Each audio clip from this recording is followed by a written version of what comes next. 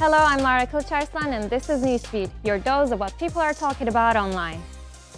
The internet has been filled with anger and outrage after Israeli Prime Minister Benjamin Netanyahu addressed US Congress. Netizens have called it a case of double standards from American politicians. On one hand, they support the rule of law and justice while sitting quietly, watching and funding Israel's genocidal acts on Palestinians. It was Netanyahu's first trip abroad since the war in Gaza started. More than 39,000 Palestinians have been killed in Israel's military assault, while 90,000 others injured. In a fiery address, Netanyahu pledged to achieve total victory against Hamas, but made no mention of a ceasefire. Instead, he denounced American opponents of the war on Gaza, calling them Iran's useful idiots. America and Israel must stand together.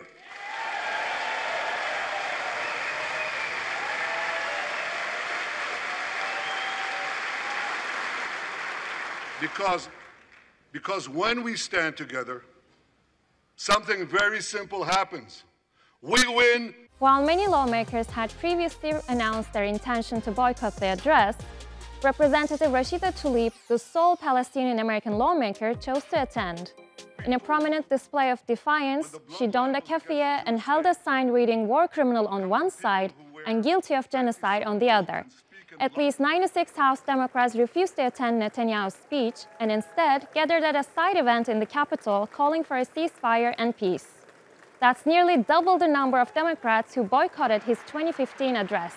They criticized Netanyahu for being an obstacle to peace in the region and expressed concern for the future of Israel. Their sentiment was similar to the protesters on the streets and many on social media. We are here because when a war criminal gets a standing ovation in Congress, we, the people, refuse to stand by. This is more than just complicity. They are the ones that are committing this genocide. So when child killer Netanyahu tells the entire world that this is a clash of civilization, we know that it's a war between colonizer and colonized. When war criminal Netanyahu says that for the Palestinian people, death is a strategy, we know that for us, actually, death is an honor. It's the most beautiful price to pay for liberation. We are not afraid of death because we have the truth on our side. We have justice on our side. We have God on our side, and we have the people on our side. In the same week that changed her political trajectory and positioned her as the leading Democratic presidential candidate, Kamala Harris met the Israel PM. There is speculation she will adopt a tougher stance with them than President Biden. I just told Prime Minister Netanyahu it is time to get this deal done. So to everyone who has been calling for a ceasefire, and to everyone who yearns for peace, I see you and I hear you.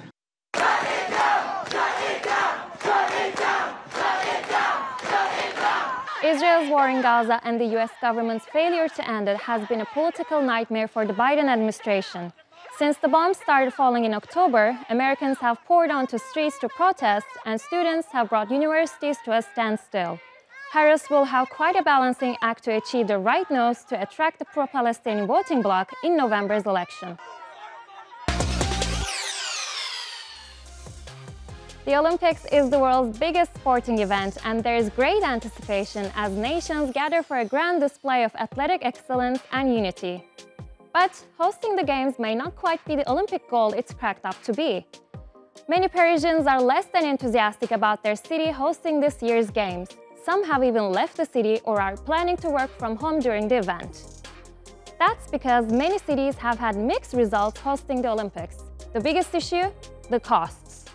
The Olympics are expensive. First of all, if your city wants to host them, you have to pay millions of dollars just to bid at the chance. If successful, a host city can generate billions of dollars in tourism, but the costs are in the tens of billions. You have to build new hotels, highways, subways, airports, security, and world-class stadiums for some specialized sports that the locals may never use again. For instance, the 2016 Rio de Janeiro Games cost over $10 billion, and Brazilians protested in the streets over what they felt was wasteful spending. In general, hosting the Olympics is a money-losing investment, and people are starting to catch on. Yep, hosting the Olympics can often be a financial black hole, but there are rare exceptions. Only 3 cities in history have actually turned a profit from the Games. Los Angeles stands out as a prime example. The city made a record profit in 1984 under unique conditions. It was the sole bidder, which allowed it to negotiate more flexible terms with the International Olympic Committee. Los Angeles used existing venues, avoiding the cost of new construction. In contrast, many other host cities have been left with a heavy financial burden. Montreal, for instance, endured a massive debt from the 1976 Summer Games, paying off its final bills only in 2006. Let's look at other cities that felt the financial strain of hosting the Olympics. Hosting the Olympics ruined these cities. 3. Athens, Greece, 2004 Summer Olympics. The Games exceeded budget estimates and contributed to Greece's economic crisis. Many facilities built for the Olympics were later abandoned. 2. Nagano, Japan, 1998 Winter Olympics. The city experienced an economic downturn post-Olympics, with estimated debts of around $1 billion. 1. Sochi, Russia, 2014 Winter Olympics. The most expensive games in history, costing nearly $60 billion. Sochi faced a huge financial burden, and a study showed that the goal of developing it into a global resort failed. So, why do cities still want to host the Olympics? Surprisingly, tourism isn't one of the reasons.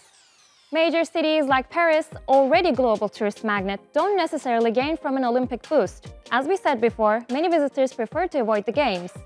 Paris, like previous hosts London, Beijing, and Salt Lake City, is already experiencing a drop in tourism. Instead, the real benefits are political and emotional. Hosting the Olympics is about wielding soft power and boosting national pride. For many, it's a chance to enhance the country's global image and unite the populace under a shared sense of achievement and camaraderie. Paris might not be able to slash costs by half, but they are setting their sights on halving their carbon footprint with the greenest Olympics ever. They rolled out a host of eco-friendly initiatives to make it happen.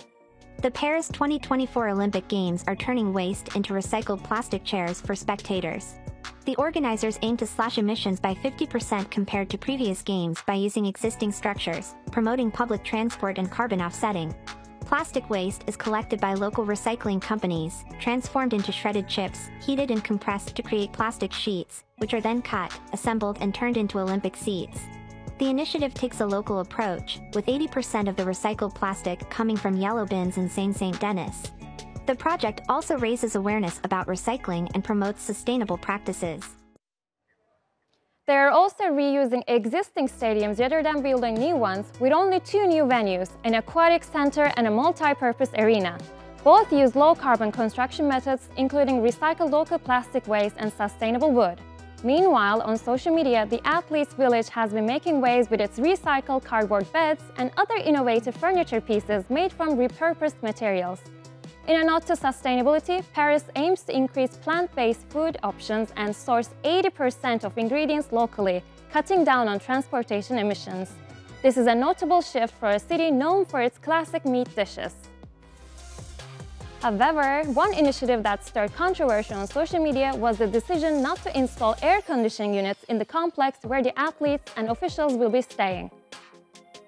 The decision comes from the organizing committee's goal of reducing the carbon footprint of the Olympic Games by half by installing a special technology that uses natural resources to keep the facilities cool even during a potential heat wave. It's basically a system of water pipes below the floorboards that are designed to keep the facilities cool. But France had record-breaking heat waves last summer and was among one of the hottest cities in all of Europe. The U.S. Olympic Committee just announced that they'll be bringing their own AC units from the States to the Olympic Village this summer for their athletes. If that isn't the most American move. No, I'm kidding, because it's not just the States, it's also Australia, Denmark, Great Britain, Greece, Italy, and Canada that are doing the same. Paris is doing it to be environmentally friendly. But on the other hand, like, what about the Olympics is ever environmentally friendly? Like, let's be real here, all of these athletes are probably flying in. Something about that just doesn't scream, I care about my carbon footprint. Like, why is air conditioning where we draw the line? From one controversy to another, France continues to face a backlash on social media for banning athletes from wearing the hijab during the Games. A recent Amnesty International report labels this restriction as blatant discrimination, unfair, and potentially harmful to women athletes in France. The International Olympic Committee has stressed this ban is not its doing, as it contradicts the Charter's emphasis on religious respect and human rights. Now, no policymaker should dictate what a woman can or cannot wear, and no woman should be forced to choose between a sport that she loves, that she wants to participate in, and her culture, her faith, or her religion. It has nothing to do with your performance, and it should not get in the way of you being an athlete. People grow up wanting to go to the Olympics, and it's all that they work towards, and it's all that they want to achieve, and that would be taking away someone's dream. What happened to My Body, My Choice? For like liberal Western movements, they want to be like, yeah, you can do this or that. When did believing in God become a bad thing? Paris 2024 may have just begun, but we already have a standout winner. Well, at least in the fashion department.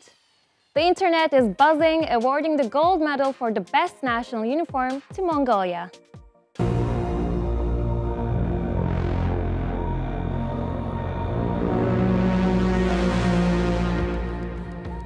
These stunning designs come from Michelle and Amazonka, a couture and ready-to-wear label based in Ulaanbaatar.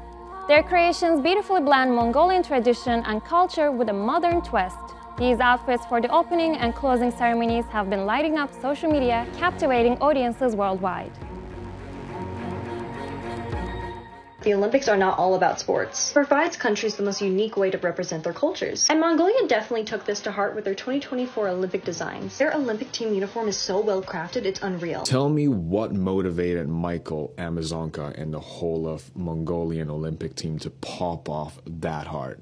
Tell me what motivated that, because I need to learn that sorcery. They just won. They just won the Olympics. The detailing is really beautiful. It looks like everything's been really well thought out. I love the little bags. Yeah, it is super traditional, and like I guess people would say that's a bit over the top, but like I think that when it comes to the Olympics, you have to be over the top. And that's our show. Find our latest stuff on YouTube and do subscribe to our channel. See you soon.